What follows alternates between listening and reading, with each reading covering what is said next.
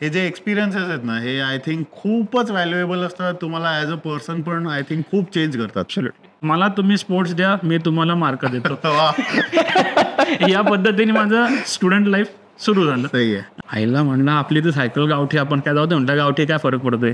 तसाच गेलो आपल्याला सायकलवरती वगैरे. But I finished at 6th rank. तुमचं स्पीकिंग व्हीलचं जे आहे ते पण मला कल्चर इतकं आवडतं. फार सुंदर गोष्ट आहे ती. आणि ह्या मेमरीज ज्या आहेत ना, अजून मी इमॅजिन करतो की 10 वर्षांनी ह्या बघायला किती छान वाटेल. अजून एक महत्त्वाची गोष्ट ह्याच्यात सकाळी जे मी नाही करत ते म्हणजे गाणी नाही ऐकत. हा, व्हेरी व्हेरी व्हॅलिड पॉईंट. सलग 3 दिवस तरी स्लीप डिप्राइव्ड राहता आलं पाहिजे. ओके. शब्द हाच काय वेडेपणा चाललाय. Come what may I am going to do it. Right. जेव्हा आपण मोठ्या राईड्स करतो तेव्हा मध्ये मध्ये रिकव्हरी पण प्लॅन केली पाहिजे. ओके. आपण जे जर्सी घालतो त्याचं कलर कॉम्बिनेशन पण माणसांनी चूज करताना विचार केला पाहिजे की ते ल्युमिनस पाहिजे. बरोबर. लोक असं रिझन देतात ना मला कधी, की अरे काय तुझी सायकल भारी आहे म्हणून. सॉरी. म्हणजे आपल्याला टेक्निकली खूप भारी सायकल पाहिजे अजिबात काही नाही. आरामात करूया. ऐका, हे सगळे महत्वाचा पॉइंट आहे. ॲब्सोल्युटली. हॅलो, नमस्कार. Welcome to the speaking wheels podcast. This is a show where we speak about the wheels that we love. या शोमध्ये आपण cycling related experiences, anecdotes, adventures, tips and tricks about cycling बद्दल आपण गप्पा मारणार आहोत, अगदी casually, informally. The guests on this show are highly accomplished professionals and come from various walks of life. The love for cycling and our motto, Pedal to Happiness, is the common thread. We hope that you find some answers to your queries or doubts on the wide range of cycling related questions that most of us have. Who knows, you just might get that push that you've been looking for. Chala. Let's get speaking about the wheels right away.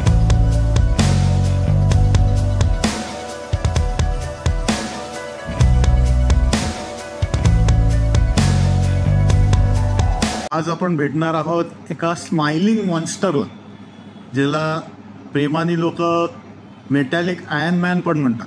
कारण त्यांनी अशा काही गोष्टी केल्या आहेत cycling क्षेत्रात जे खरंच जाणण्यासारख्या आहेत. चला भेटूया.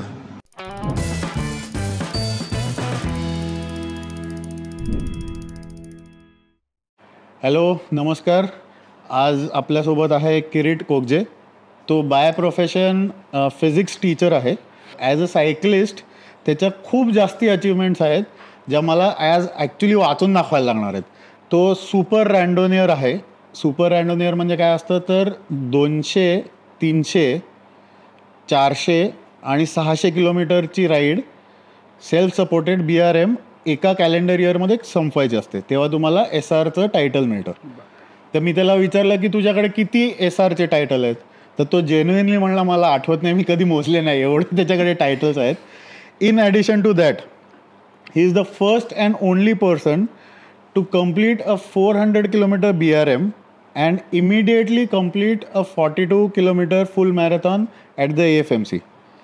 त्याच्यानंतर त्यांनी 14 ऑगस्टला 200 किलोमीटरची BRM केली आणि 15 ऑगस्टला फुल डिस्टन्स ट्रायथलॉन कंप्लीट केलेला तो आहे. नंतर एव्हरेस्टिंग 10,000 मीटर्सचं एलिव्हेशन गेन करणारा first Indian in a single ride. आणि he is qualified as India's youngest national umpire for rowing in 2004. हे असे त्याच्यात काही पटकन मी तुम्हाला सांगितलेले अचिव्हमेंट्स आहेत. डिटेलमध्ये त्याच्याशीच बोलायचं आहे मला अबाउट ऑल दीज थिंग्स. खूप काही गोष्टी आहेत, खूप इंटरेस्टिंग चर्चा होणार आहे त्याच्याशी. हे तुम्हाला आत्ता जस्ट एक ग्लिम्स होतं what is to come. So मला सगळ्यात पहिला क्वेश्चन तुला विचारायचा आहे की हे चालू कसं झालं. हे जे त्याचं आम्ही सायकलिंग सर्कलमध्ये जनरली लोक त्याचा वेडेपणा म्हणतो, तर हा वेडेपणा कसा सुरू झाला ते आम्हाला सगळ्यांना ऐकायचं आहे. ॲक्च्युली स्पोर्ट्सची आवड लहानपणीपासूनच होती. त्यामुळे काही खेळायला आवडायचं. म्हणजे असं कुठला टिपिकल स्पोर्ट्स ॲज सच काही नव्हता ठरलेला. त्यामुळे डोळ्यासमोर एम ठेवलं गेलं सुरुवातीला की एक स्पोर्ट्स हा आपल्याला काहीतरी आवडतो आहे, काय करायचं काही माहीत नाही. करेक्ट. पण तेव्हा मग आमच्या फॅमिलीमध्ये असं एक होतं चर्चा फार की COIP कॉलेज खूप भारी आहे कारण COIPला रोईंग क्लब आहे. हां, okay. It was unique. Correct. तेव्हा माझ्या लाईफमध्ये सिद्धे सर आले आणि त्यांनी हे एम सेट केलं 8वीत असतानाच की जर का काही भारी करायचं असेल तर एक COIP मध्ये रोईंग क्लब असतो आणि ते खूप एकदम प्रेस्टिजियस गोष्ट आहे. 8वीत कुठे काय अक्कल असते. आणि हे काय इयर कुठलं? दिस वॉज इन इयर 1996. ओके. तेव्हा एक गोल सेट झालं की रोईंग करूयात आपण. आणि रोईंग हे फक्त COIP जे जातात त्यांनाच करतात. एक थोडासा बरोबर बोट क्लब. हां, बोट क्लब करेक्ट. आणि काही माहिती नव्हतं, पण तेव्हा सिद्धे सर असे हिरो होते आमच्या लाईफमध्ये की हा माणूस म्हणतो ते भारी. कारण he was the only one person ज्यांनी पहिल्यांदा on dash, first teacher in my life की ज्यांनी ऑन डॅश सांगितलं की स्पोर्ट्स महत्त्वाचा आहे.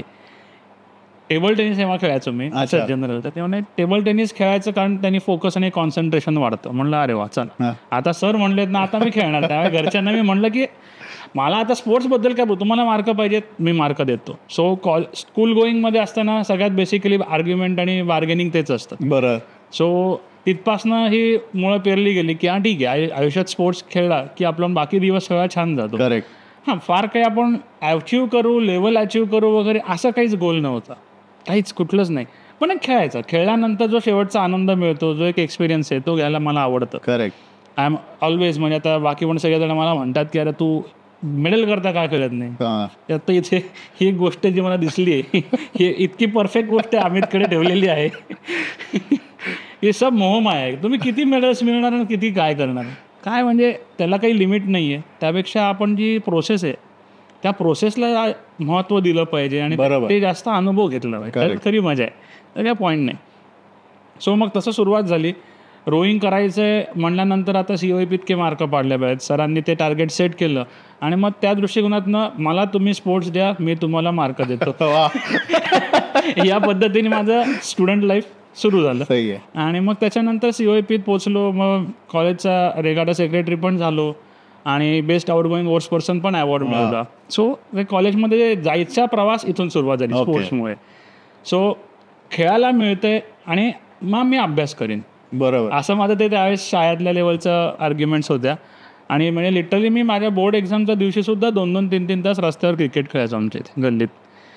पण त्याशिवाय माझं होऊ शकत नाही असं एक लक्षात आलं.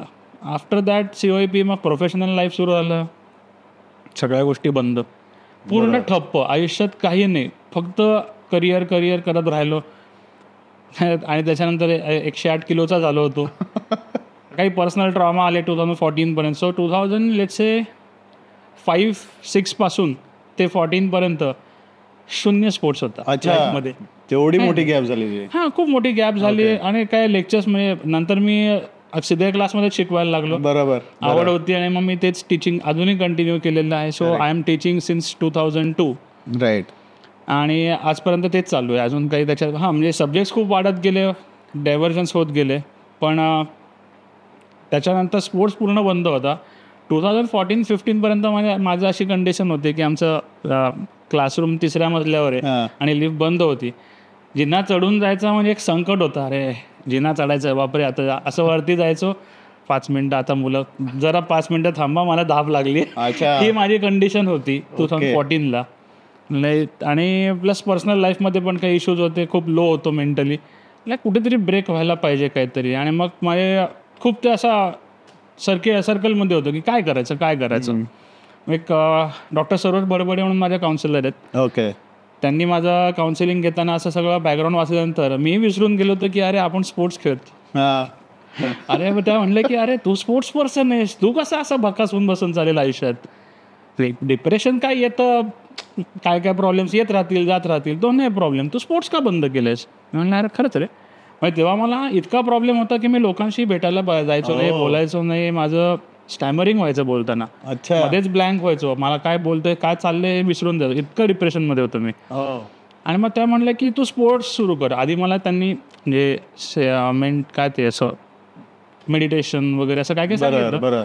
पण शांत बसलो की मला सगळं तेच आठवायचं. राईट. म्हणल्यानंतर मग ते काय वर्कआउट झालं नाही. मग ते मला म्हणलं की तू स्पोर्ट्स सुरू कर. पण मला लोकांमध्ये जायचा त्यावेळेस कॉम्प्लेक्स होता. सो मग म्हणलं आता करायचं काय. मग पहाटे मी आमच्या पेपरवालाच होता, तो 8:30च्या पहाटे पेपर टाकायचा. म्हणजे मला 6च्या पहाटे पेपर पाहिजे. मग तो म्हणला की सर तुम्ही एवढं शिकवता, तुमच्याकडे कोणी मुलं असतील तर सांगा. त्यावेळेला म्हणलं अरे कशाला मुला मीच येतो पेपर टाकायला. तो म्हणला खरंच याल का? मी म्हटलं की अरे हा खरंच येतो. हे मी ऐकलेलं आहे की तू पेपर पण टाकलेले आहेस. नाही, स्टार्टेड विथ दॅट ओनली. म्हणजे तुझा जो प्रश्न होता की ही सुरुवात कुठून झाली, सो मग मी सुरुवातीला असं 2014-15च्या दरम्यान त्याच्याकडे एक दिवशी गंमत म्हणून म्हणलं अरे मी येतो बघू तर कसं होतंय. सो तेव्हा पण माझ्याकडे माझी 1998ची जी सायकल बाबांनी मला बक्षीस म्हणून घेऊन दिली होती ती अजूनही होती. तिला रिपेअर केली, त्याला मस्तपैकी 2 ताडपत्रीच्या पिशव्या लावल्या आणि घेऊन गेलो काही स्टॉपला. झालं पहिली लाईन, पहिल्या दिवशी पेपर टाकला, खूप छान वाटलं. 1.5 तास जिने चढतोय उतरतोय पेपर टाकतोय आणि जेव्हा घरी आलो I feel fresh after so many long gap. अरे चॅलेंजिंग होतं माझ्या दृष्टीने. 3 मजले चढून धाप लागते आणि आता तर 3 मजले रोज चढायचे, पण मला त्यांनी फ्रेश वाटलं. वर्कआउट करून थोडासा फ्रेश वाटला आणि मग सुरू झालं. मग तो मला बाकीच्यांपेक्षा जास्त पैसेही द्यायचा की आणि त्याच्यावरती दुसरं प्रेशर असायचं की माझी लाईन रेडी असलीच पाहिजे पहाटे, व्हेरी पंक्च्युअल. आणि मग तेव्हापासून त्याचे सगळे पेपर वेळेवर संपायला लागले. लोक विचारायला लागले की अरे तुझा नवीन पोऱ्या कोण आहे? तो म्हणला होतो पोऱ्या नाही आहे, इंजिनियर आहे. आणि असं म्हणून काही कस्टमर्सनी मला खास नंतर ओळख करून घ्यायला बोलवलं. आणि तेव्हा मग मी पहाटे बघायचो ही काही म्हणजे आनंद म्हणून जो आहे आपला आनंद ॲथलेटिक इनिशिएटिव्हवाला, त्यांच्या बिल्डिंगमध्ये मी पेपर टाकायचो. हा बाबाजी सकाळी उठायचा मस्तपैकी सायकल खांद्यावर घेऊन मी लाईन घेऊन वर चाललो आहे, हा खालती चालला आहे. एक दिवशी त्याला पकडलं, म्हणलं काय करता तुम्ही? तर म्हणलं अरे आम्ही सायकलिंग करतो, असं करतो तसं करतो. म्हणलं हिशोपत एवढ्या सकाळून लोक सायकलिंगला करतात, मला माहितीच नव्हतं. हे अंगच काही माहीत नव्हतं. Correct, not at all. Focus only on my classes and everything. हां म्हणलं ठीक आहे. मग त्याला एकदा विचारलं काय करतात काय नाही वगैरे. आणि मग त्याच्यानंतर मी सोशल मीडियावर आलो. फेसबुक वगैरे अकाउंट त्याच्यानंतर 2015ला ओपन केले गेले. त्याचं ऐकून की अरे असे इव्हेंट असतात. म्हणलं इव्हेंटची माहिती कुठे कळते? तो म्हणला इथं कळते. आणि हे सुरू झालं साधारण 1-1.5 महिन्यानंतर. लेट्से 6 महिन्याच्या कालावधीमध्ये माझं सगळं डिप्रेशन गेलं, स्टॅमरिंग थांबलं आणि माझं वजन 108वरनं साधारण 80वरती आलं. तिथे प्लॅटू होता, पण तसंच मी व्यवस्थित कन्सल्टेशन वगैरे घेऊन मी साधारण 108 किलो ते 68 kg पर्यंत 1.5 वर्षात वेट लॉस केला. आणि हे फक्त सायकलिंग थ्रू? फक्त सायकलिंग, रेग्युलर घरचं जेवण. बरोबर, ऑफकोर्स. हां, म्हणजे डाएटमध्ये तेवढंच, बाकी वेगळं काही नाही. आणि हेल्दी लाईफस्टाईल, बस, बाकी काही नाही. अमेझिंग. आणि तेव्हा तर मी इव्हेंटही करायचो नाही. मग त्याच्यानंतर मला ते एक इव्हेंट कळायला लागले की अरे असं होतं. मग पहिला इव्हेंट माझा एक तो डुएथलॉनला होता. तिथे पण मी ही सायकल घेऊन गेलो, साधी सायकल. बघतो तर सगळ्यांच्या अशा रेसर सायकल अशी तशी. आईला म्हणलं आपली तर सायकल गावठी, आपण काय जाऊ दे म्हणलं गावठी काय फरक पडतोय. तसाच गेलो आपल्या सायकलवरती वगैरे. But I finished at 6th rank. ह्याला 6व्या रँक वगैरे. मजा आली. तेव्हा अतुल गोडबोले, हिरेन पटेल, प्रशांत तिडके अशा लोकांची काय ओळख झाली. आणि पेटींशी भेटल्यानंतर मी एकदम सिम्युलेट केलं की अरे असा, त्यावेळेस पण मी असा एकटा असायचो आणि म्हणजे सिंगल होतो लाईफमध्ये. आणि पीटी पण म्हणलं हा आपला गुरु म्हणलं. आणि तेव्हा एकदम, आणि पीटी आहेच आहेत गुरु, म्हणजे प्रश्नच उद्भवत नाही, विशेष माणूस येतो. मग त्यांनी सांगितलं की अरे असे इव्हेंट अजून असतात, तसे असतात. मग त्यांनी मला तो लोणावळा चॅलेंज सांगितला, 100 kilometre. That was my first century ride, first event on the cycling. आणि मी माझा शौनक लिमय म्हणून मित्र आहे, त्याच्याकडनं सायकल आणली. त्याची हायब्रिडच होती, साधी हायब्रिड. आणि मग त्याच्यावरती मी त्या इव्हेंटमध्ये पोडियम मारलं, पहिला चालू. आणि मला काहीच माहिती नव्हतं. मी फक्त म्हटलं शेवटचं यायचं नाही आहे. पण मला माहीत नव्हती की हायब्रिडची कॅटेगरी वेगळी असेल, रोड बाईकची वेगळी. बरोबर. मी म्हटलं तर अरे हे सायकलिस्ट पुढे चालले, त्यांच्या मागे चिकतो. पण मी त्या भानगडीत हायब्रिडच्या सोडून पुढे गेलो होतो. आणि that time was the first. आणि मी पहिला आले, मला माहितीच नाही. म्हणलं अरे एवढे सगळे पुढे गेले ना. म्हणे अरे बाबा कॅटेगरी वेगळ्या असतात, ती सायकल वेगळी, आपल्याला कुठं काय माहिती, हाणायची नुसती. आणि मग मी पहिला आलो. पीटी म्हणले अरे तू पहिला आलास? म्हणलं आई असं काय, सगळेच तर पुढे होते, मी शेवटचा आलोय. नाही म्हणे ती रोड बाईक होती, तुझी हायब्रिड आहे, कॅटेगरी वेगळे आहेत. म्हणलं हो का, बरोबर, असेल. सो अशा पद्धतीने मग ते सुरू झालं. मग छान वाटायला लागलं, ओव्हरऑल पॉझिटिव्ह वाटायला लागलं, वेगवेगळी लोकं भेटायला लागली, मजा आली. आणि मग हळूहळू सायकलिंग कम्युनिटीमध्ये मग दिव्या ताटेंची ओळख झाली. त्या एका याला इंटरव्ह्यूला आल्या, तेव्हा BRM काय असतो हा प्रकार करणं. बरोबर. मग प्रशांत जोग सरांची ओळख झाली. ते काय, ही इज लाईक अगन गॉडफादर. ते आपलं त्यांनी BRMमध्ये ओढलं. आणि मग सगळ्यात मला हा कन्सेप्ट BRMचा काय आवडला की तुम्ही पहिले या किंवा शेवटचा या, रँक काढणारच नाही आहे. बरोबर. कम्प्लिशन करा, एन्जॉय. सो पुन्हा मी एवढ्या लाईफच्या सगळ्या स्पॅनमधून अशा ठिकाणी येऊन पोचलो की जिथे अनुभव हा फार महत्त्वाचा. राईट. रॅट रेस लाईफ नका करू, कारण लाईफमध्ये स्ट्रेस घेणार काही बऱ्याच गोष्टी आज आपण करतच असतो. बरोबर. पहिलं हे ते आता हा इव्हेंट आहे, मग ह्याच्यात एवढं पोडियमला बक्षीस आहे ते. अरे पण तर पोडियमवाले बक्षीस मारण्यात माहिती आहे, पण म्हणून काय 10व्या लोकांनी जायचंच नाही का. बरोबर. त्यापेक्षा मग हा काय वाईट प्रकार आहे. ह्या इव्हेंटमध्ये काय की बाबा तुम्ही या, तुमचं रायडिंग करा, तुम्हाला काय थांबायचं थांबा, खायचं ते खा, फक्त सेल्फ सपोर्टेड करा, उलटचे बेस्ट आहे. सगळ्यांनाच रोल येतो. बरोबर. त्यामुळे इट्स गुड. म्हणजे आता तुमचं स्पीकिंग व्हीलचं जे आहे ते पण मला कल्चर इतकं आवडतं. फार सुंदर गोष्ट आहे ती की आमच्या या राईड्स ठरल्यात, तुम्हाला सायकलिंग एक्सपिरियन्स आम्ही देणार. करेक्ट. फॅन्टास्टिक गोष्ट. तुम्ही मेडल जिंकण्याकरता किंवा ह्याच्याकरता काय म्हणजे आता किती आयुष्यात जिंकायचं आणि कमवायचं आहे काय काय, ठीक आहे चालतंय. सो तो जो आहे ना तुमचा पण कन्सेप्ट, किंवा आता तुमच्या ह्याच्यात पण कसं तुम्ही ग्रुपने एकत्र जाता. करेक्ट. आणि कोणाला काय लागलं तर असं लगेच सगळ्यांना थांबवणारी, चल मी तुला मदत करतो, काय करतो, असं करून तुम्ही एकमेकांना घेऊन जाता. Correct. Same thing is BRM culture. Right. पण आता BRM मध्ये लोक जर का रेसिंग करायला लागले की बाबा नाही मी 3च तासात मारतो, मी 4च तासात, तुम्ही BRMचा फ्लेवर जातो. ते BRM हे कशा करताय, यू शुड एन्जॉय पण इन अ स्पेक्युलेटेड टाइम. तसं ठरलेल्या टाइममध्ये तुम्ही जर का करू शकणार असाल तर इट्स गुड. मग त्याच्यात पण तुम्ही तुमचा को रायडर जो असतो तुमच्या स्पीडचा, तुम्ही एकत्र जाऊन करू शकता, एकमेकांमध्ये सामान डिस्ट्रीब्यूट करून. किंवा आता एक जरा फास्ट आहे तो पुढे गेला, त्यांनी खायची ऑर्डर दिली, सगळे मागचे आले, सगळ्यांनी खाल्लं, सेल्फी काढले. कारण ह्या मेमरीज ज्या आहेत ना, अजून मी इमॅजिन करतो की 10 वर्षांनी ह्या बघायला किती छान वाटेल. जसं आता मला रोईंगच्या बघून ह्या गोष्टी माझ्या काउन्सिलरने सांगितलं की अरे तू स्पोर्ट्स पर्सन आहेस, तू खेळ, तू कर काहीतरी, आणि हलवून बाहेर काढलं घरातनं. बरोबर. It's good. सो अशा काही गोष्टी आपण मेमरीज केल्या पाहिजेत ह्या क्रिएट, असं की मला वाटतं. म्हणजे काही लोक बऱ्याच आम्हाला चेष्टाही करतात, काय आला हा सेल्फी काढतोय. मी सेल्फी पोस्ट नाही करत, ते सेल्फी माझ्याकडे सगळ्या प्रिझर्व्ड आहेत. पण त्या मेमरी जेव्हा नंतर पॉपअप होतात ना की 1 वर्षापूर्वी तू ह्याच्यावर बेस्ट वाटतं. बेस्ट दॅट इज मजा येते लाईफ. सही आहे. म्हणजे नॉन सायकलिस्ट किंवा सायकलिंगचं काही एक्सपोजर नसताना तू कोणाशी तरी तुला छान लोक भेटली, त्याच्यातनं तू काहीतरी घेतलंच चांगलं, आणि then you have come up to this level.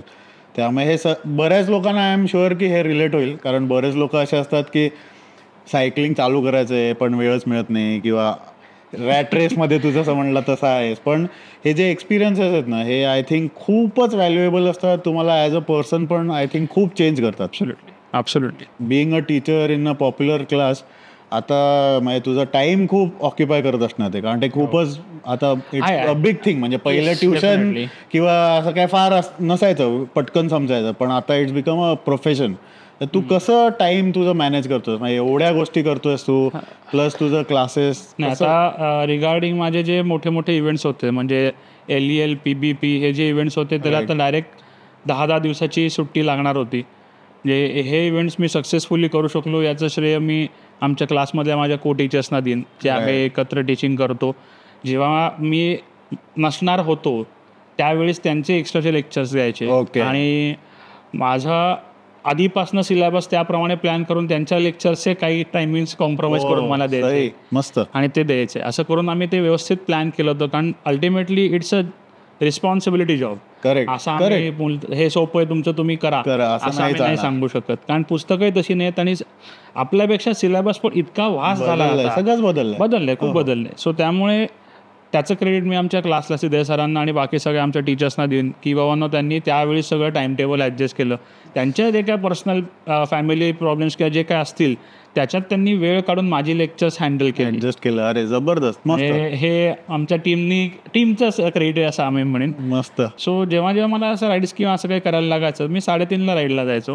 पहाटे 3:30ला राईडला जायचं. 3:30-4च्या दरम्यान राईड करायची आपली तळेगाव बॅक, आणि 2 तासामध्ये येऊन आवरून फ्रेश होऊन क्लासेस घ्यायचे. पण मग ह्या टाइमला जातो तेव्हा असं सेफ्टी ठीक असतं का? आपण तेवढं अलर्ट असायला पाहिजे, कारण बरेच लोक असं टाइम टार्गेट करतील की बाबा मी 4 वाजता निघतो मग माझं होईल राईड, तर तेव्हा सेफ्टी मेजर तू काय, how do you cater to that? नाही, म्हणजे असा कधी विचार नाही करायला. लाईफमध्ये एवढ्या काही गोष्टी घडल्यात की ह्या गोष्टींनी काही फारसं फरक पडत नाही, आणि लकीली काय घडलंय नाही.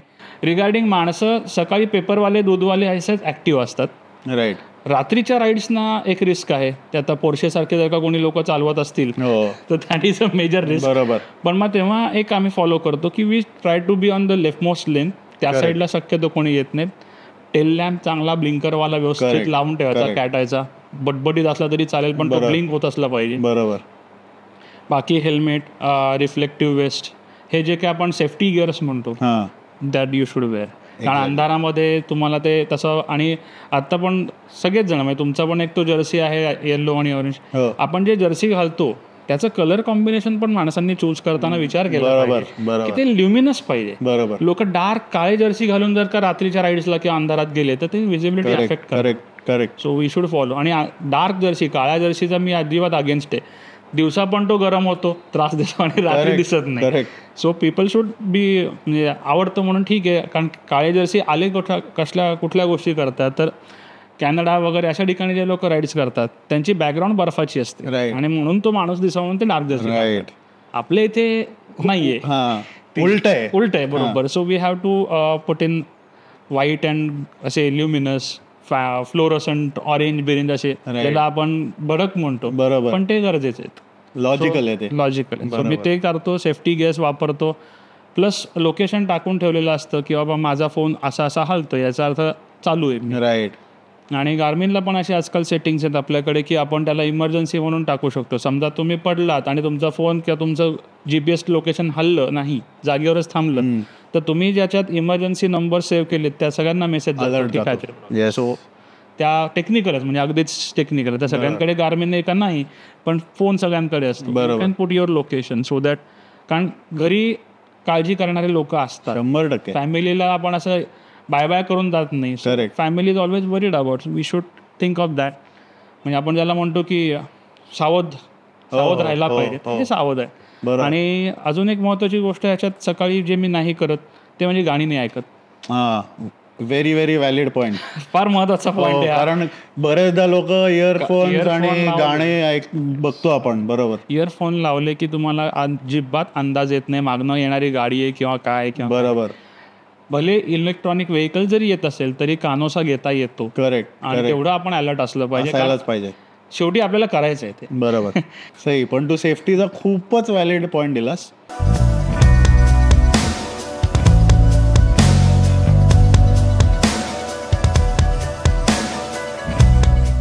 तू आता ह्या ज्या मोठ्या मोठ्या राईड्स करतो, मोठ्या एन्ड्युरन्स राईड्स, BRM और LEL और PBP, सो ट्रेनिंग मग किती, 1 महिना आधी, 2 महिन्या आधी, किंवा कसं प्लॅन करतोस ते सगळं? सायकलचं ट्रेनिंग म्हणायला जावं तर मग सायकलचं ट्रेनिंग वर्षभर आधीपासून सुरुवात होते. अच्छा. आणि आता regarding LEL, London Edinburgh London हा जो काही इव्हेंट आहे तो 1500 किलोमीटरचा इव्हेंट आहे. आणि त्या इव्हेंट करता ट्रेनिंग मी जेव्हा माझं पहिलं PBP अर्धवट झालं, त्याची जी काही झळ पोचली तेव्हाच सुरू झालं होतं की बाबा नाही, असं नाही, LEL तर करायचंच आहे आपल्याला आता. म्हणजे आता त्याच्यानंतरचा नेक्स्ट हा मोठा इव्हेंट आहे ना, नक्की करायचं आहे.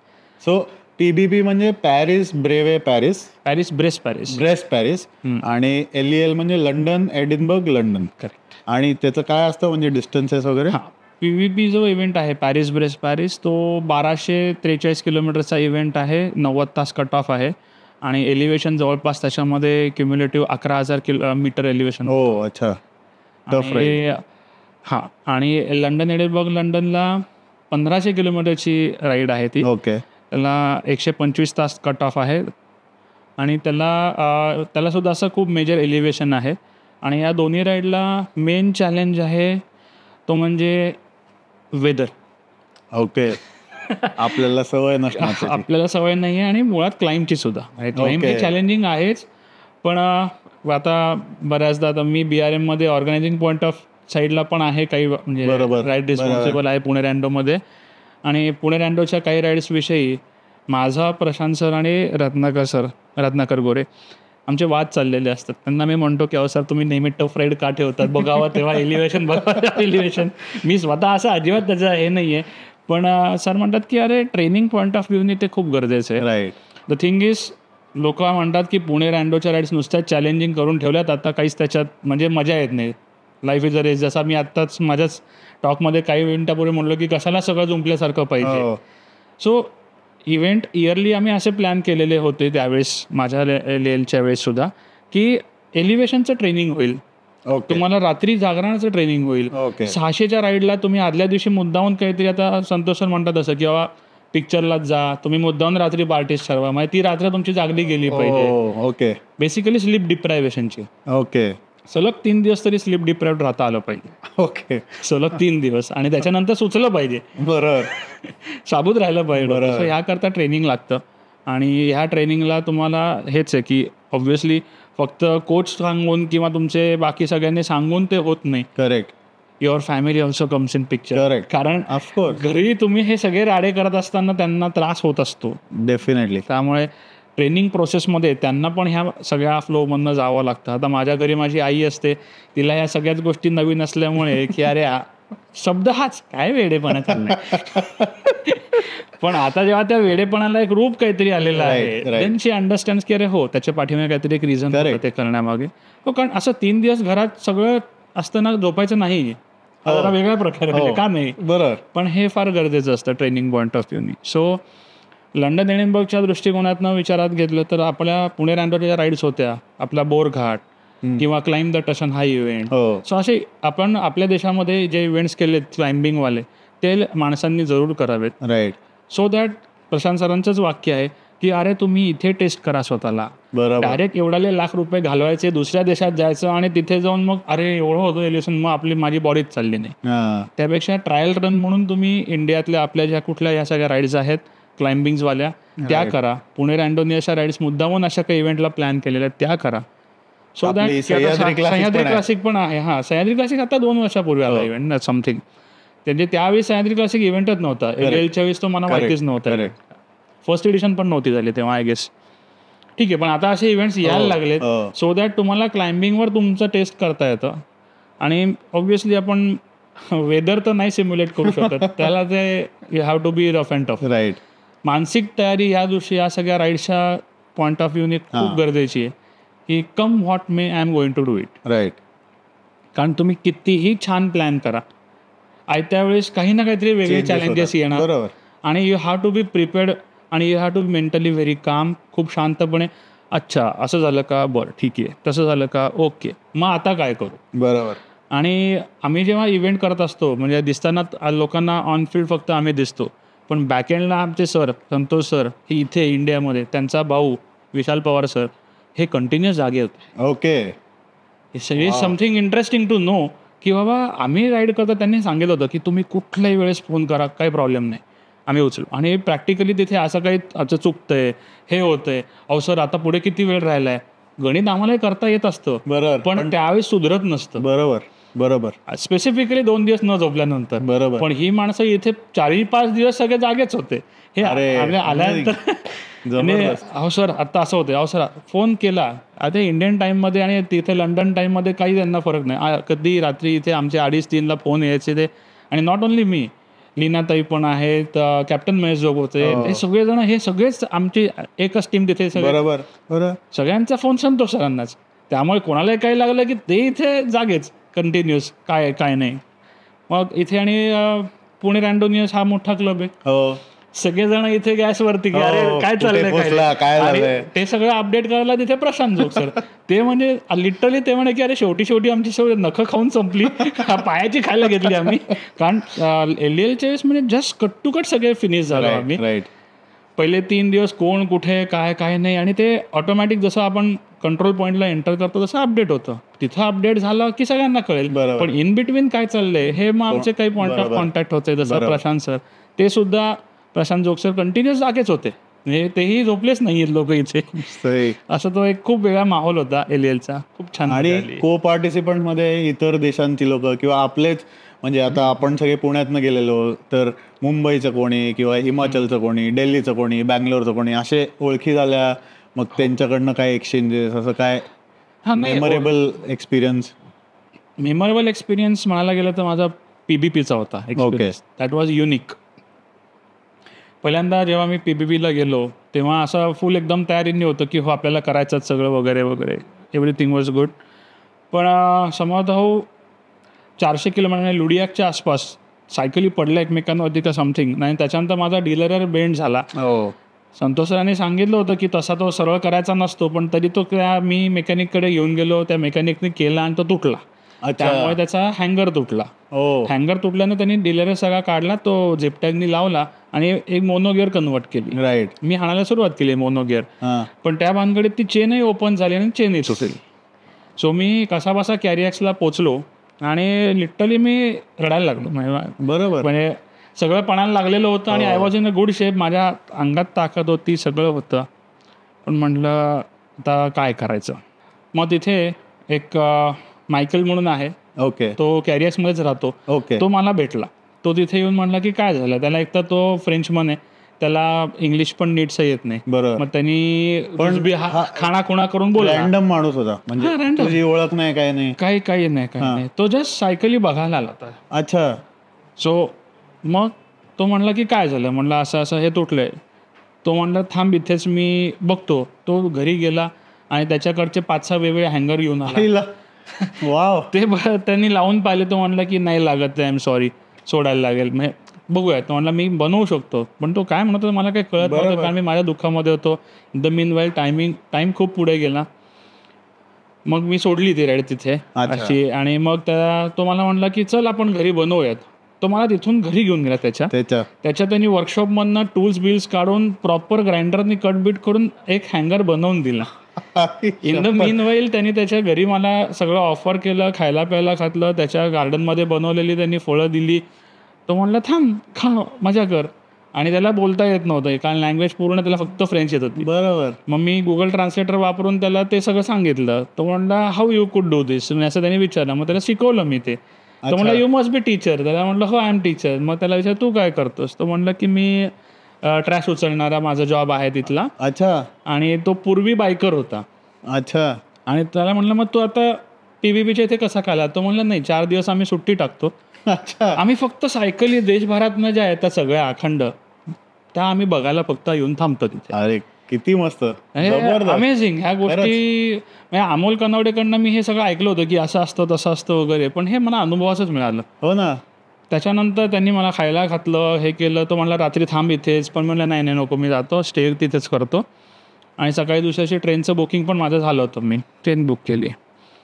त्याचा मुलगा ट्रेनमध्ये कामाला होता. तर मला दुसऱ्या दिवशी 12 वाजताची ट्रेन होती, तर 11:55 तो त्याचा मुलगा सायकलनी मला बाय करायला आले. म्हणजे माझ्या डोळ्यात त्याच्यामुळे दुसरं पाणी आलं परत. अरे बापरे. आणि तो मला म्हणला गिव्ह मी अ प्रॉमिस, असा हात हातात धरून, गिव्ह मी अ प्रॉमिस, पुढच्या PVPला 4 वर्षांनी तू इथे येशील.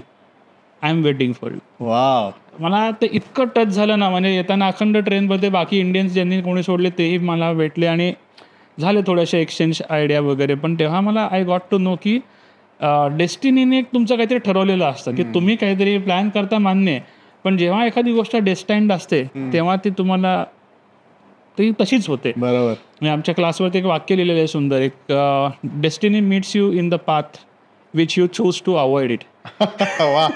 इंटरेस्टिंग वाक्य. पण मग तसंच ते म्हणजे मला लक्षात आल्यानंतर की अरे असा अनुभव कोणालाच नाही आला.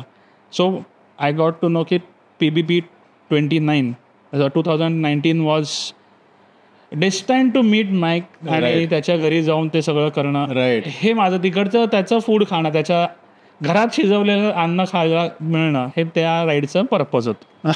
मी म्हटलं ओके.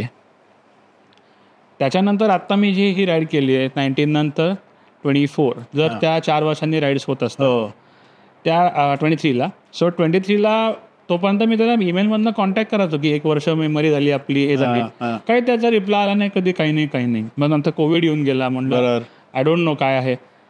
आणि मग आत्ता मी जेव्हा हे केलं, त्याला ईमेल केली की या PVPला मी येतोय, आपल्याला भेटायचं ठरलं होतं. लगेच reply yes I am coming. अरे वा. त्याच्या लक्षात होतं म्हणजे हो सगळं जबरदस्त. मग म्हणलं आता असं काय करायचं, असं जाण्यात काय पॉईंट नाही. म्हणून मग मी काय केलं, जाताना इथून तसं प्लॅनिंग करून गेलो होतो कॅरियर्सला त्याला भेटायचं. मग मी त्याला सांगितलं की मी कॅरियर्सला येतोय, तर नेमकं जाताना ब्रेस्टकडे जाताना कॅरियर्सला मी रात्री 2 बिन ऑड टाईमला येणार होतो. त्याला म्हणलं की नको, आपण दुसऱ्या दिवशी भेटू. कॅरियर्स मी गेलो, युटर्न घेतला आणि मग त्याला सांगितलं की ह्या टायमिंगला मी येतोय. जर म्हणजे लिटरली मला आधीपासून अक्षय जोशी राईडवरती भेटला तर म्हणलं अरे किरीट तुझं तर नाव लागलंय. आई म्हणलं माझं नाव लागलंय म्हणजे काय? अरे बघ कळेल. मग मी कॅरियर्सला आलो तर ह्या मायकेलनी माझ्या नावाचा एक बोर्ड बनवला होता, welcome Kirit Kokje rider number from India वगैरे, Michael is Stephen Mike is waiting for you. आणि मग त्यांनी असा तो बोर्ड बनवून तिथे एंट्रीला लावला होता. जबरदस्त. तो आपल्या इंडियन ॲड्रेसनी वाचला. त्यांना कळलं की अरे हो हा किरीट कोकजे. आता एवढ्या वर्षामध्ये मी एवढ्या राईड्स केलं, सो माहित होतं ना अरे ह्याचा बोर्ड असं आहे. आणि मग मी त्याला भेटलो आणि तो त्याची बायको त्यांनी त्यांच्या शेतामध्ये पिकवलेली अंजीरं केळी सगळं घेऊन आला होता मला भेटायला. आणि मी इथून जाताना त्याचा आणि माझा त्यावेळेचा जो सेल्फी होता त्याचा एक फोटो प्रिंट केलेला शर्ट आणि आपली पुणेरी पगडी जी SR टायटल मिळते ती सबंध राईडवर मी कॅरी केलेली. अरे माझ्या बॅकपॅक ह्याच्यामध्ये. म्हणलं नाही ही द्यायची त्याला. त्यांनी लगेच ते काढून शर्ट बीट हे सगळं फोटो बिटो काढून आमच्या दोघांचा फोटो काढला, मी शेअर करीन.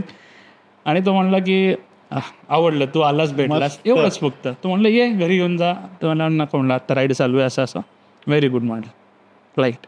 आणि हे असे अनुभव फक्त फ्रान्सलाच येऊ शकतात. म्हणजे ती राईड झाली. मग आता त्याला कमिटमेंट दिली होती म्हणून ही राईड झाली. सो जाऊन आलो. ते म्हणजे 2 मोठ्या अचिव्हमेंट्स, एक तुझी राईड पण झाली आणि हा एक्सपिरियन्स आहे तो आय थिंक युनिक आहे, चेरिशेबल आहे, जबरदस्त. Yes, amazing. आणि एलियलच्या बाबतीत सांगायला गेलं तर एलियलचे जे एक्सपिरियन्सेस आहेत त्याच्यात शेड्यूल राईड ठरल्याप्रमाणे सगळी कट करत गेलो.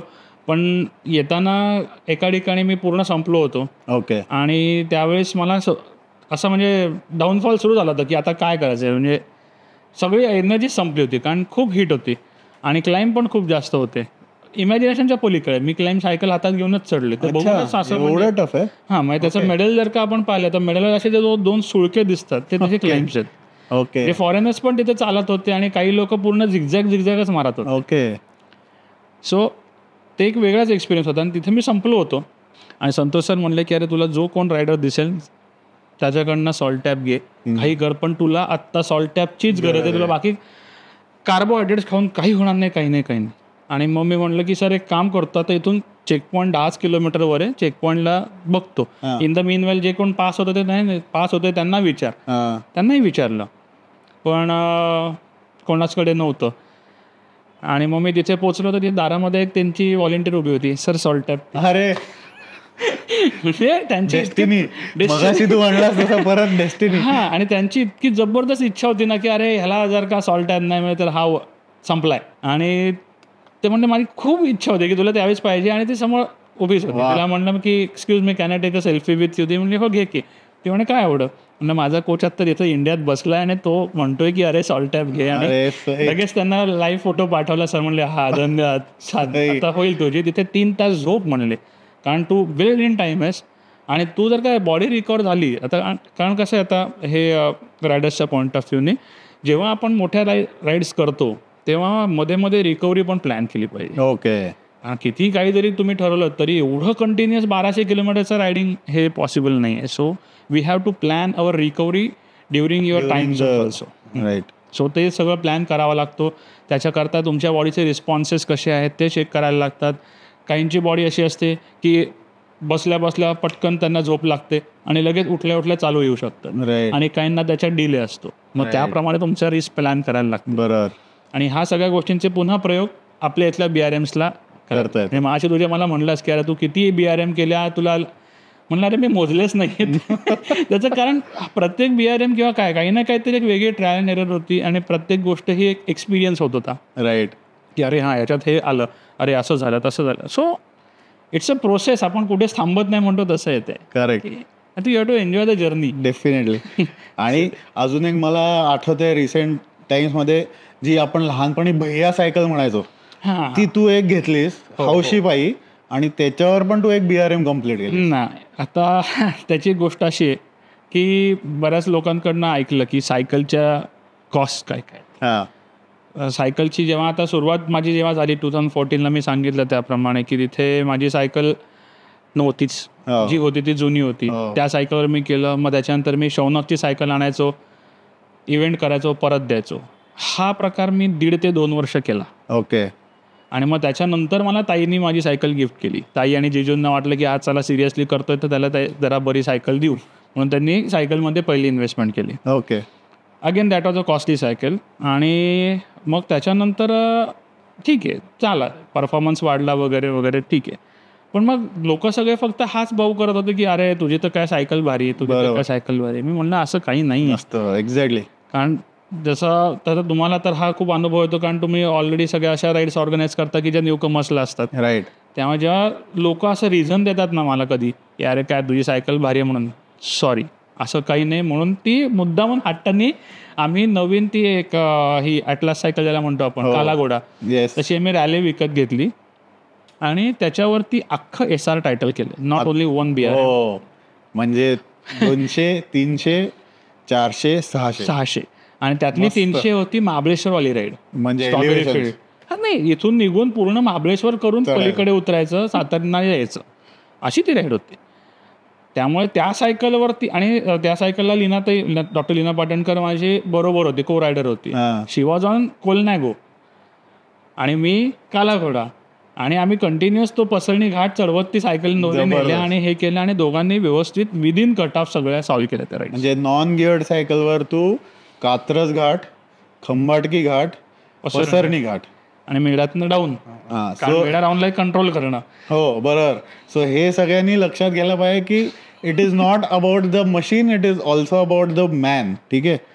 नाही, त्याला तर सरांनी मला हे सांगितलं होतं, कारण जेव्हा राईड्स केल्या तेव्हा पावसाळा होता. जेव्हा 200ची राईड केली तेव्हा फुल पावसाळा होता. या सायकलींचे ब्रेक लागत नाहीत. सर काय म्हणले होते संतोष सर, की बाबा असं झालं, झाडाची फांदी जावळी तोडायची, पाठीमागे बांधायची, चालवायची, आपोआप ब्रेकला. देसी जुगाड.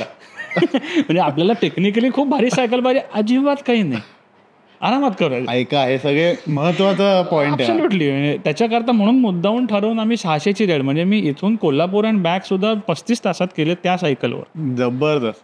आणि याचा अर्थ असा आहे का की बाबा काही वेगळं काही केलं, काहीच नाही. माझ्या बरोबर बाकीचे को रायडर्स होते, त्यांनी बरोबर बघितलेले, आखो देखा हाल आहे त्यांच्याचा, काही हे नाही. आणि अगदी डुएबल असतात, कारण BRNला जसं म्हणलं तसं it's not a race. Right.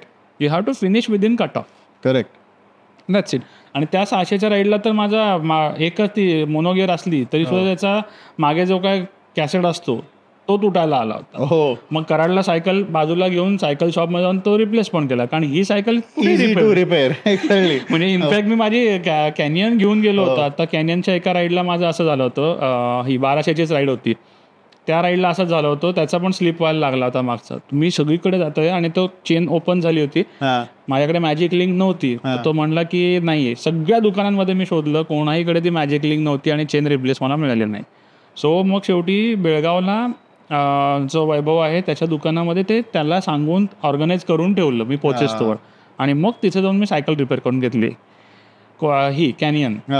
पण ही काला घोडा कुठेही गेला ना, तो सगळा पेटीतनं उचलतो, डायरेक्ट खटखट करून रिपेअर करून देऊ शकतो, काही प्रॉब्लेम नाही. हे ती 8,000ची वेगळी आणि हे 2 लाखाची वेगळी, दोघांची नाटकं वेगळी, त्यांना काही प्रॉब्लेम नाही. याला फक्त एवढंच आहे की एकदा तुम्ही सतत ऑन ऑफ करायला एनर्जी जास्त लागते, पण एकदा चालू झाली की ती मस्त पळते, रोलिंग छान पळते, काही प्रॉब्लेम येत नाही त्या सायकलला. आणि पंक्चरचा इश्यू नाही, एवढं ब्रॉड टायर असतं त्याचं, काहीच प्रश्न. मस्त, जबरदस्त. आता तुझ्या निकनेम्सकडे येऊया. लोकांना म्हणजे आमच्या सायकलिंग सर्कल्समध्ये स्माइलिंग मॉन्स्टर आणि मेटॅलिक आयर्नमॅन, तर मेटॅलिक आयर्नमॅनबद्दल थोडंसं आम्हाला सांगतो. मेटॅलिक आयर्नमॅन हे टायटल मला मिळालं, म्हणजे लोकांनी बहाल केलं त्याच्याकरता असं होतं की मी ह्या ज्या गोष्टी आत्ता करतोय, तर माझ्या पायात इथपासून ते इथपर्यंत पायात रॉड आहे, ते स्क्रू आहेत 2, हे सगळ्या इंजुरीजच्या जखमा आहेत त्याच ॲक्सिडेंटमध्ये झाल्या होत्या 2002ला. येस. आणि त्याच्यानंतर सुद्धा म्हणजे मी रनिंग वगैरे करू शकतोय. प्लस इथे शोल्डरमध्ये एवढी क्लॅविकल प्लेट आहे, हे 5 तुकड्यांमध्ये तुटलं होतं. आणि त्याची सर्जरी झाली होती बुधवारी, आणि त्याच रविवारी मी half marathon Satara hill marathon धावलो होतो हात असा स्लिंगमध्ये घेऊन. आणि आत्ता लेटेस्ट इंजुरी ही आहे, हा इकडचा हात जो आहे हा मेटाकार्पेल आहे, ते 3 तुकड्यांमध्ये तुटलं होतं, सो ते जोडलं आहे. आणि टेलबोन इंज्युर्ड आहे आणि रिप तर खूप वेळा तुटल्यात. त्यामुळे अशा बॉडीमध्येच 1, 2, 3 आणि अजून कुठे कुठे स्क्रू आहेत माहिती नाही, तर आहेत अशा काय काय गोष्टी, म्हणून मेटॅलिक. आणि ह्या गोष्टी करून सुद्धा मी आयर्नमॅन टायटल केलेलं आहे, गोवा आयर्नमॅन कम्प्लीट केला. आणि ते तर मी हायब्रिडवरती केलं आहे, म्हणजे अगेन द सेम पॉईंट की सायकलनी फार फरक पडतो का असं काही नाही. हां, पोडियम ज्याला मिळवायचं आहे त्याचा Correct. ठीक आहे, correct. The person should be in a race. पण ज्याला जस्ट टायटल्स कम्प्लीट करायचे आहेत, विदिन कट ऑफ बसायचे, you can definitely do. So म्हणून मग ते मेटॅलिक आयर्नमॅन. आणि बाकी ट्रायथलॉन्स वगैरे तर पुष्कळच केल्यात.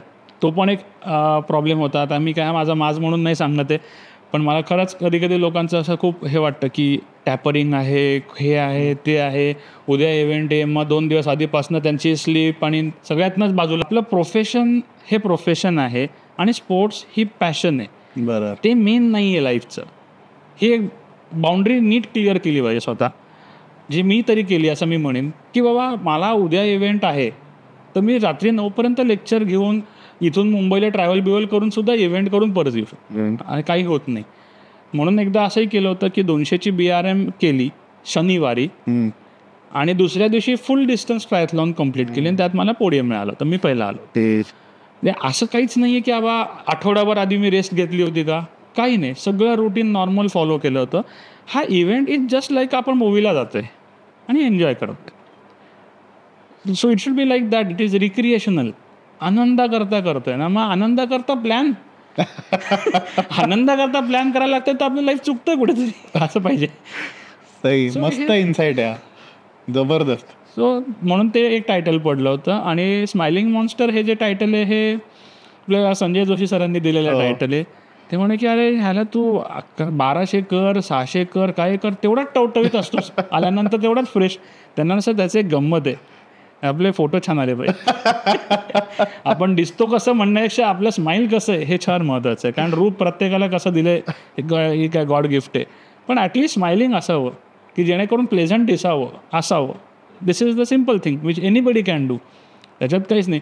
पण अरे मी ठरवलं होतं 80 तासात करायची, 80 तास 30 मिनटं लागली.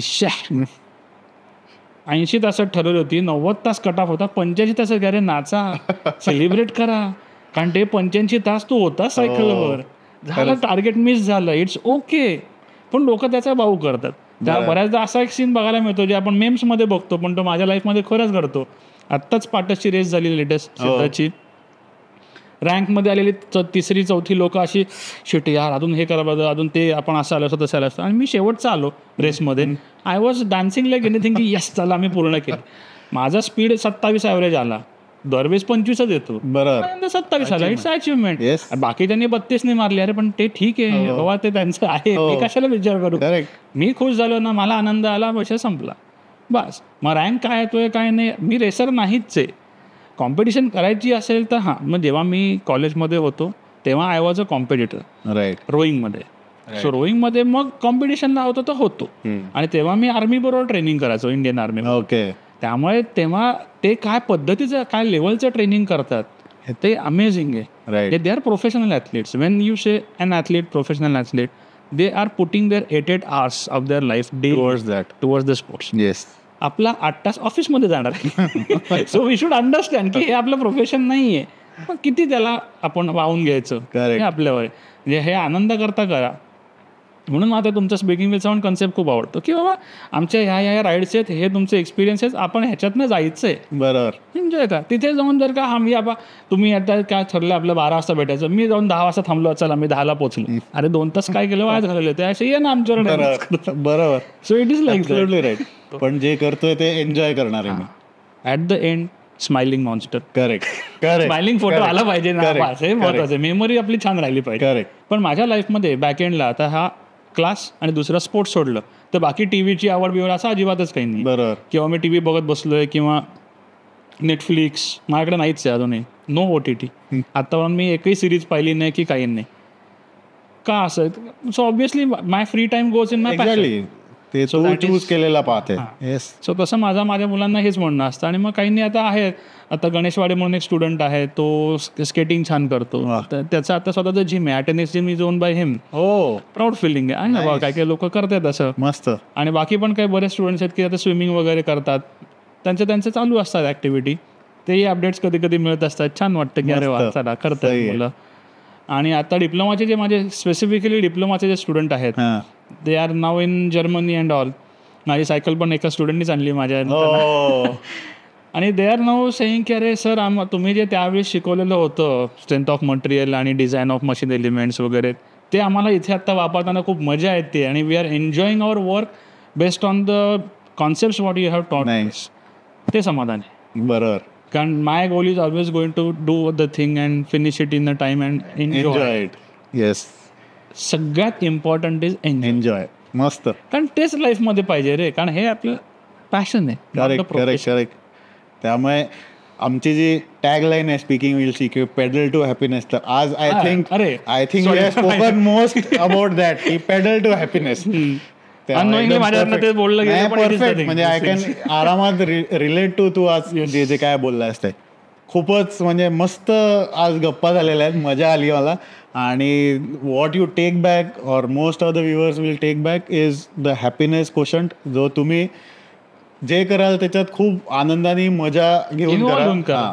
आणि खूप जास्ती ऑप्शन्स आहेत टू एन्जॉय एव्हरी ॲक्टिव्हिटी आणि बरेच छान छान एक्सपिरियन्सेस येतात आणि ते घेऊन खूप मजा, आठवणी, मेमरीज अँड मजा करा. So I think that is the message. लोक जी भेटतात हो ते देवाने पाठवलेली लोक आहेत. करेक्ट. सो त्यांच्या बरोबर जा, करेक्ट, इंटरॅक्ट करा आणि छान कम्युनिटी बिल्डअप होते. Absolutely. I will say that की मला कधीच आता लाईफमध्ये एकटं किंवा असं वाटणार की गोष्ट नाही, एवढी लोक होते. राईट. आणि इट इज ऑल म्हणजे mostly because of cycling. Yes. आणि सायकलिंग कम्युनिटीमध्ये खूप छान गोष्ट अशी आहे की every one is there just for ride. तुझी राईड झाली बाबा, okay. Correct. No one is interested की बॅकएंडला काय झालं. हां, समजा तुम्हाला कधी ओपन अप व्हायचं you can. Right. But otherwise असं लोक उगाच पुणेरी लोकांना नावं ठेवतात की ते फार बोचक असतं. असं अजिबात काही नाही. हो, हे आम्ही दोघंही सांगतोय आज. असं अजिबात काही नाहीये. आज आपण टायर बस्ट नाही करायचंय, टायर रिलेटेड मिथ्स बस्ट करायचं. सायकल शेवटी ते मशीन आहे, त्यामुळे त्याला काहीतरी मेंटेनन्स येणार किंवा लोकांचे बरेच असे म्हणजे आम्हाला पण आलेले प्रश्न आहेत की रेसर सायकल, लेमॅनच्या टर्ममध्ये रेसर सायकल जी आपण रोड बाईक म्हणतो, त्याचे टायर खूप पातळ असतात. मग ते आपण एवढ्या लांब राईडला जातो तर ते पंक्चर होईल म्हणून मग आम्ही MTB घेतली. पण मग MTB घेतली, मग त्याचे टायर एवढे जाड आहेत की आम्हाला दमायला होतं. तर हे असे खूप कॉमन प्रश्न आहेत. तर तुझं काय ह्याच्यावर टेक आहे, म्हणजे हाऊ इम्पॉर्टंट इट इज? माझ्या दृष्टीने पहिलं म्हणजे माझ्या सगळ्या सायकलरकडे सर्व्हिसिंग होतात. बरोबर. आपण रेग्युलर सर्व्हिसिंग केलं पाहिजे की ज्याच्यामध्ये आपल्याला कळतं की काही पॉर्ट्समध्ये प्रॉब्लेम आहेत का नाही सायकलच्या. राईट. सो आपण ज्याला म्हणतो आपण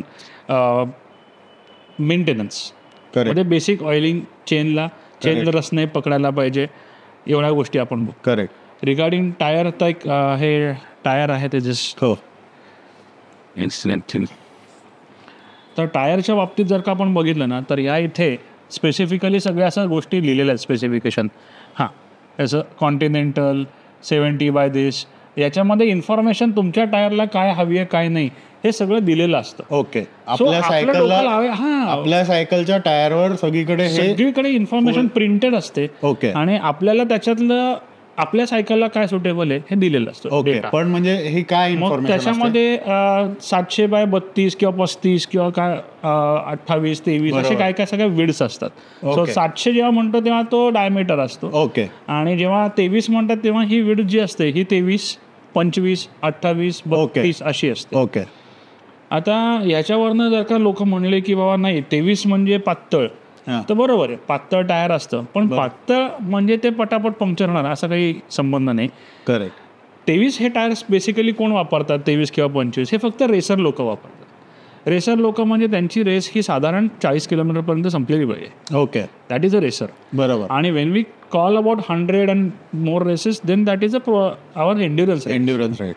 सायकलचा स्पीड हा 25, 28, 30 या सगळ्यांचा सेम असतो. ओके.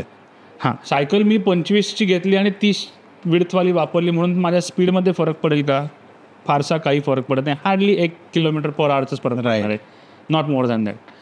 23 हे लोक वापरायचं नाही असं मी रेकमेंड करेन, कारण 23 स्किड होतं खूप टर्न.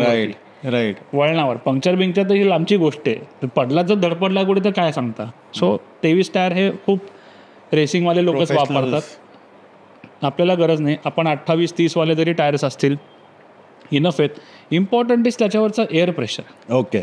बेसिकली जर का एअर प्रेशर तुम्ही रेकमेंडेड व्हॅल्यूपेक्षा कमी ठेवलं तर जे काय बर किंवा खिळे किंवा जे काय आपल्याकडे रस्त्यावर पडलेल्या गोष्टी असतात त्यांना घुसायला चान्स मिळतो. राईट, ते पण ह्याच्यावर मेन्शन असतं आणि या टायरला काय प्रेशर पाहिजे. ओके. मग ते आपण मेंटेन केलं की तसा काही प्रॉब्लेम येत नाही, सहसा प्रॉबिलिटी कमी होऊन जाते. ओके. पण त्याचा आणि वेटचा काही संबंध नाही.